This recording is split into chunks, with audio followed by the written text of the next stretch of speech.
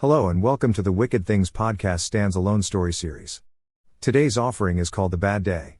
In it, we follow a store owner who after making a mistake finds himself fleeing both the police and criminals in an effort to save his family from promised death. The blue and red lights of the police force illuminate the small family-owned shoe store. Jason stands on the roof thinking about the series of decisions that led him to this moment. His eyes close and he finds himself back in his shoe store. He stands before the restroom mirror of his shoe store examining his teeth. He removes the toothpaste and toothbrush from the cabinet. Jason brushes his teeth until he hears a knock on the storefront door. He rinses his mouth. Jason through the storefront window seeing two gentlemen, Benny and Clyde, two thugs that work for Don Espinoza. They knock harder. Jason unlocks the door. "Can I help you?" They force their way inside, knocking him to the floor. Benny locks the door and pulls the blinds. Clyde pins Jason against the register. "Take whatever you want. This is just a shoe store. We don't have much," Jason pleads. Benny pulls a revolver from his waistband and presses it against Jason's head. "You know who we are?" Jason swallows and nods in response. "You know who we work for?" Benny asks. Before Jason can respond, Clyde twists his arm behind his back. Jason nods. "You're going to help us with a little problem," Clyde states. "What?" Jason replies nervously. "We need to use your store for a delivery drop-off," Clyde says. Okay." Jason nods as they twist his arm and jam the gun back into his face. Benny whispers into Jason's ear. "You're going to pick up our package and deliver it back here. Then once we wait for the buyer to show up, if you start any trouble, we will kill you and your family. Got it?" Jason closes his eyes and nods. Jason asks, "Why me?" Clyde nearly dislocates Jason's elbow. "Why not?" "Fine." Jason nods. Jason follows the directions the thugs gave him. His sedan makes its way into the wooded areas just outside of town. The directions lead him to a warehouse next to the dilapidated airfield tower. He proceeds inside. Jason stops outside of the warehouse and exits his car. As his foot first hits the ground, armed men in black uniforms surround his vehicle. Jason raises his hands in surrender. "Whoa, I was sent here by Benny and Clyde." "Espinoza's men?" A female voice calls out from behind the wall of armed men. "Yeah." Jason whispers and winces. He closes his eyes, expecting an execution. "Open your eyes." He checks out. "Stand down," the female voice announces.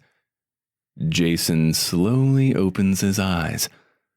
The armed men move from Jason's sight, revealing a red-haired woman in a scarlet dress and heels. She motions for him to follow her. He follows her into the warehouse. Inside, they reach a semi-truck, its trailer labeled Blackwood Toothpaste for a fresher smile. Two men open the trailers as they approach. She motions to the cargo. Jason looks confused as he spots the small briefcase-sized box inside the trailer. "That's it? They threatened to kill me and my family for this?" Jason asks, confused. "What's inside?" Jason motions to the box. She shrugs.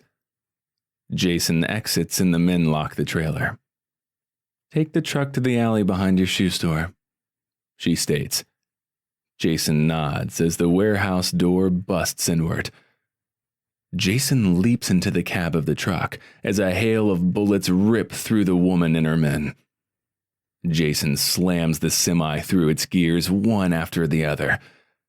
The ancient semi-truck roars through the warehouse door. He pushes the truck beyond the airfield with armed men giving chase in two sedans. He glances in his side view mirror as a bullet blasts through it. His determination to live and save his family drives him through his rising fear. His thoughts move to what the two thugs are doing to his family in the shoe store, race through his mind. Jason's attention turns to the first of the pursuing cars as it creeps closer to the cab of the truck on the driver's side. Jason pulls the steering wheel, causing the trailer to swerve, slamming into the sedan, sending it into a telephone pole. "One down," Jason declares. Another bullet rips through the passenger side door and cuts through Jason's abdomen.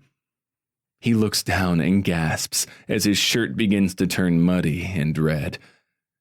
He races through the winding roads and alleys. He looks into the mirror. Police officers have joined the pursuit. The chase car turns on its lights and sirens. Benny's warning enters his thoughts. The chase car announces, "Pull over." Jason fixates on the alley behind his store. He jerks the wheel, and the truck slams into the brick wall. The police stop their cars outside of the alley. Jason stops the truck and limps to the trailer doors. Clyde rushes out of the delivery door. Jason turns to Clyde as a bullet takes him down. He unlocks the trailer and removes the package. Benny opens the delivery door as Jason barely avoids a swarm of bullets. Benny slams and locks the door. They can hear the sounds of police officers making their way into the storefront. Jason motions for Benny to follow him upstairs. They enter the living space. Jason stops as he sees that they executed his family in his absence. He turns his attention to Benny. Benny smiles and fires the gun. Jason is hit. Jason strikes Benny with ease. The police bash their way into the living space. Jason runs through the roof access and wedges the door closed. He opens his eyes and takes in the sights and sounds of the police lights. He lowers his head, realizing that he will never make it from this rooftop. No one would ever believe him. Too much has happened. He raises his eyes and rushes off the rooftop as the access door rips open and police open fire. Holy cow. I don't know if I would ever be able to do that. I would like to think I too would move heaven and hell for my family, but sheesh. Either way, thanks for stopping by. This is the Wicked Things Podcast signing off. Goodbye.